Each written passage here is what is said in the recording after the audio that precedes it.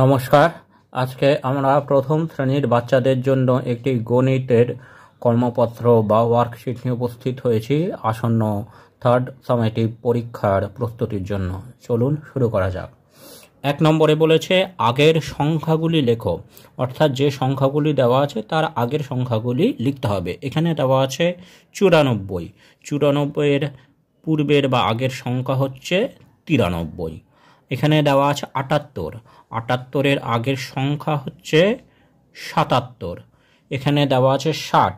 60-এর পূর্বের বা আগের সংখ্যাটি হচ্ছে 59। এটি লিখে দিতে হবে এইভাবে।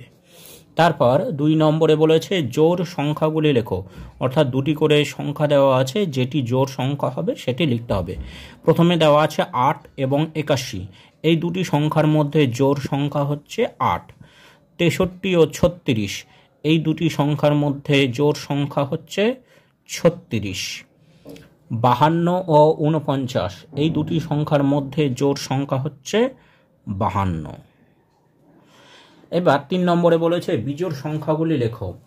এখানেও দুটি করে সংখ্যা দেওয়া আছে, যেটি বিজোড় সেটি লিখতে হবে। 75 ও 58, 58 এবং 75-এর মধ্যে বিজোড় সংখ্যা হচ্ছে 75, এটি লিখতে হবে। 42 ও 49, এর মধ্যে বিজোড় সংখ্যা হচ্ছে 49। 67 ও 76, এর মধ্যে বিজোড় সংখ্যা হচ্ছে 67। তাহলে এইভাবে লিখে দিতে হবে। এইবার বলেছে বড় সংখ্যাটি লেখো, অর্থাৎ দুটি সংখ্যার মধ্যে যেটি বড় সেটি লিখতে হবে। প্রথমে দেওয়া আছে 72 ও 83, এই দুটি সংখ্যার মধ্যে বড় হচ্ছে 83, তাহলে আমি পাশে 83 লিখে দেব। 35 ও 22, দুটির মধ্যে বড় হচ্ছে 35, তাহলে পাশে 35 লিখতে হবে। 67 ও 76, দুটির মধ্যে বড় হচ্ছে 76, তাহলে পাশে 76টি লিখে দেব। এইবার 5 নম্বরে বলেছে একে বলেছে যোগ করো। এই সংখ্যাগুলি যোগ করতে হবে। প্রথমে 4 ও 4 যোগ করলে 8 আমরা পাচ্ছি, 8-এর সাথে 3 যোগ করলে 11 পাচ্ছি। 11-র 1 আমরা বসাবো আর হাতে 1 ধরবো। 6 আর 5-এ আমরা 11 পাচ্ছি, 11 আর 2-তে আমরা 13 পাচ্ছি। 13 আর 1 যোগ করলে 14, 14 4 বসাবো, হাতে 1 ধরবো।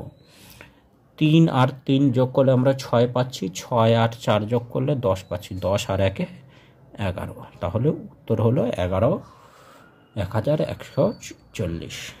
বিয়োগ করো, এখানে এই দুটি সংখ্যার বিয়োগ করতে হবে। 804 থেকে 658 বিয়োগ করতে হবে। তাহলে এখানে বিয়োগ করতে হলে প্রথমে আমরা 4টিকে 14 ধরে নেব। 14 থেকে 8 বিয়োগ করলে আমরা পাবো 6। তাহলে এইখানে আমরা হাতে 1 ধরব। তাহলে 0টিকে আমরা যদি 10 ধরি,